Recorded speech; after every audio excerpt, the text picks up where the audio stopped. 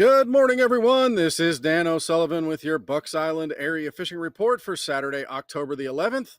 Hey, we've got Tom, Lee, and Tracy going to join us today live from where they're at. Tracy is actually practicing for the Ultimate Angler Championship up on Guntersville, but has stayed in touch with Logan Martin and Lay Lake for us.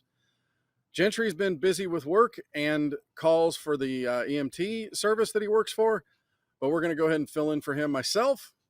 We'll be right back with what everybody has to say.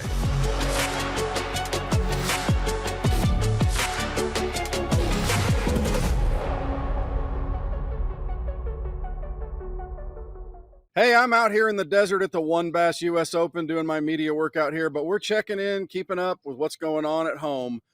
We got Lee Pitts going to talk a little bit of Neely Henry and Weiss Lake fishing. Lee, what's going on Weiss Lake right now? Weiss is looking pretty good right now. You know, we've had some wind issues this week. That east wind's come in. You know, we had a little front that's got the temperature down a little bit, so that's helping. But that east wind's not been much fun. Most of our fish on the bass end of it, they're starting to move a little shallow now, and they're getting up there. We're still the crankbait bite's pretty good. The spinnerbait bite has been pretty good. You had to downsize it a little bit. They've not really wanted those big blades. 3/8 with a mixture of Colorado and a willow leaf on it. Just kind of downsizing the blades a little bit. But still hadn't had a whole lot of topwater action in the morning. And I don't know why that is. The water temperature's getting in the mid 70s, upper 70s during the daytime with a lot of sunshine. But the shallow 3-4 foot crankbait bite has been good. Shaky head bite has been pretty good on some of these harder bottoms. And the key too, finding wood and rock. That's what's holding these bass right now. Okay, let's talk about crappie. What's going on with crappie? It is the crappie capital of Alabama. And they're starting to show themselves a little bit. You know, we've had the heat of the summer. It's been a little slow, but now the nights are getting cooler.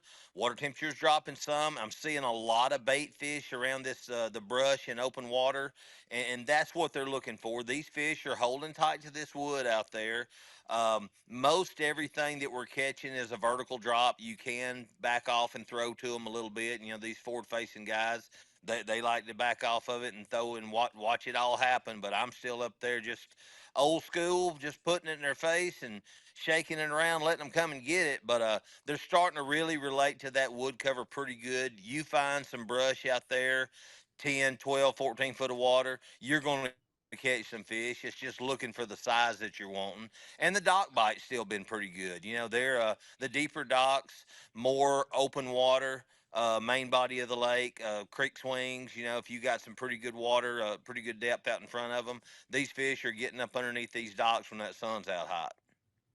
Yeah, Neely Henry's going to be much the same, I'm sure, when it comes to the crappie bite and the bass bite. You know, top water early, flip, and maybe a little bit of plastics in the afternoon. Lee, as always, brother, we appreciate everything.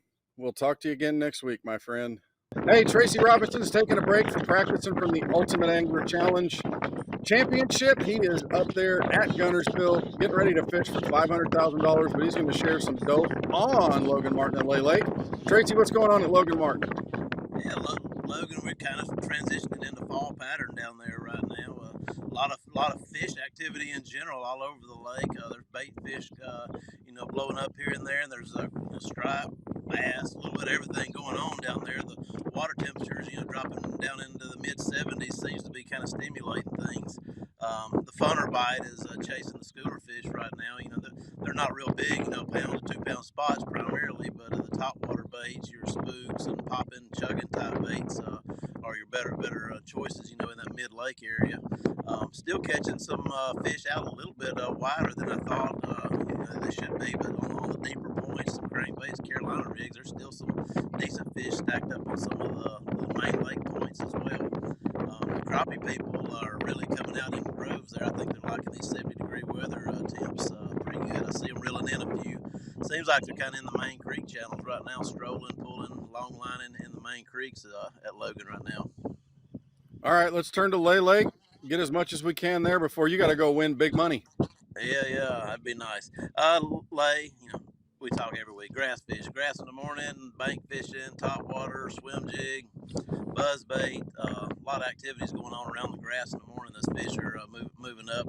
There's a lot of bait fish in the grass as well right now. So the grass seems to be the key right now for lay. Had a couple of good bags in the tournament this past week, 18 to 20 pound bags at lay. I think most of those are swim jig and buzz bait, grass type bites.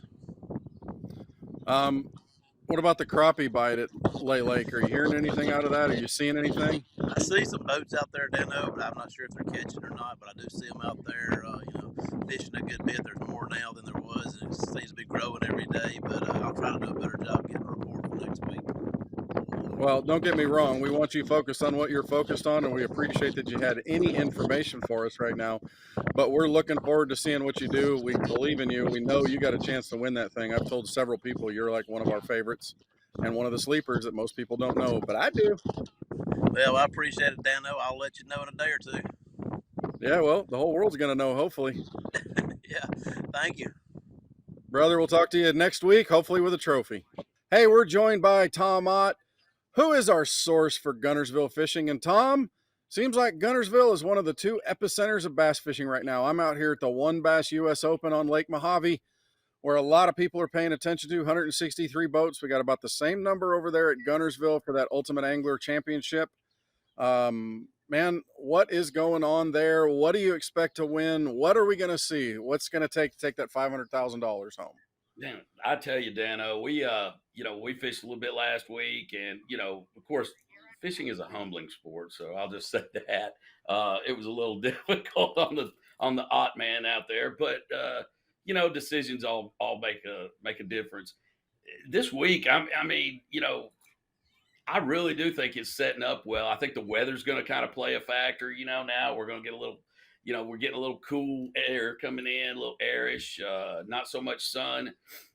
I think that can play a factor and maybe keep weights just a little bit lower. But I'm telling you, I was certainly humbled last weekend to watch these guys pull in some huge bass, while I was bringing in 2-pounders. So, they're definitely on hit right now. So everybody that's got a big stick in their hand, either a frog or a flipping stick, I think that's going to definitely be the way to win it. Of course, you can pick off some smaller fish, doing, maybe throwing a buzz bait, some buzz toads, things like that around some scattered grass. But I really think, the big fish are going to come in that deeper grass and that heavier stuff, throwing a big stick, and a big weight. But your guess is as good as mine. I think last week I said something like 48. I'm going to stick with that. I think after, or at least after 2 days, let's say that. I think it's a 3-day championship, but after 2 days, I'll say 48. And, it could just be stupid though. It made me look like an idiot. So. Yeah, I think I said 56 is what I said. And I do think, dude, it's Guntersville. And those guys are going to figure it out. I know there's a crappie bite starting up out there around the causeways and the bridges. Of course, the striper are going to be going, but obviously right now, the bass fishing is going to take center stage with that tournament and the big bass tournament going on at the same time. There's going to be about 1.5 million boats out there. Oh my gosh. So yes. There's going to be a lot of traffic out there. Folks, if you're going to go watch that tournament, please be careful out there. Try to stay out of the way of any obstructions. We want to see everybody safe and want to see the competitors have their day. Tom, as always, brother, we appreciate it. Thanks for the time. Hey, we're here going to fill in for Gentry Gordy, talking a little bit of Lake Martin and Jordan Lake fishing down there in Lower Alabama. We talked to Gentry. He's been busy with calls and his business as well. So we just thought we'd fill in just a little bit of time here and be able to help you guys understand. Hey, not much has changed at Lake Martin yet. We are starting to see the temperature starting to cool. The nights are starting to get shorter. So the fish are beginning to move just a little bit, just not in mass. You could look around some of those bait balls that you see, those little clouds of bait, that flickering stuff right on the surface. You'll see little pods of them kind of all over the place. You can forward-facing sonar around those fish if you have that technology. You could throw little lipless crankbaits, small poppers and things like that around those. You'll often see those right there in the mouths of some of the pockets and creeks. Early in the morning, better fish may be up there on those seawalls around some of those docks that had the green lights on overnight, which draws the brim and the bluegill. I mean the brim and the crappie in there. So the bass will move up to feed on those overnight, and then they may filter to the edges of those things as those brims start to move out. Look for bait balls deeper on brush as they're beginning to transition a little bit, and you may be able to catch those on big worms, some jigs out there, and possibly even some crankbaits will do it for you as well. Jordan Lake, current is still going to be key there. As we get some rains and we get some power generation, though it is curtailing just a little bit here because of the temperature starting to dip a little bit. We're not seeing as much need for that air conditioning in the afternoon, so there's not those afternoon spikes to generate as much power as we need. But anytime there's current, anytime you can get current around grass, flipping around that grass, maybe some bladed jigs around there. You could even get a topwater bite here and there to be able to come to fruition. Don't forget the upriver. Anytime you can get up there with a little bit of current, even, it's probably going to be the most active fish you find in the Jordan Lake system.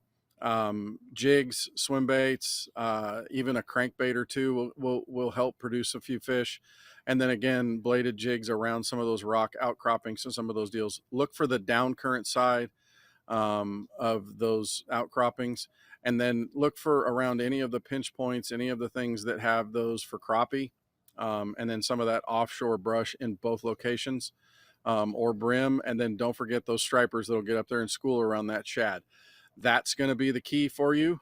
It's kind of typical general information this time of the year. You're going to have to keep moving, cover some water, throw a few different things, and make it happen. That's it for our Bucks Island Area Fishing Report. Filling in for Gentry Gordy. We'll talk to you again next week. Well, that wraps up our Bucks Island Area Fishing Report for Saturday, October the 11th. Hey, thanks for spending the time with us here every week. We love hearing from you. Thanks for letting us know that these are helping you put some fish in the boat. We hear from you guys all over the place. Stop on by if you want to meet our people. We've got great people there in the sales department in Katie, Patrick, and Melissa. They're there to help you get your dream boat, get you ready for the season. Of course, if you're looking to keep it running, you go see Misty in service to see Pat and Parts and their teams. And then, of course, if you're looking for that tackle, apparel, sunglasses, whatever it is to help you enjoy yourself on the water, go see Colin and Jamie upstairs in the loft. Thanks for spending the time with us at Bucks Island. We'll talk to you again next week.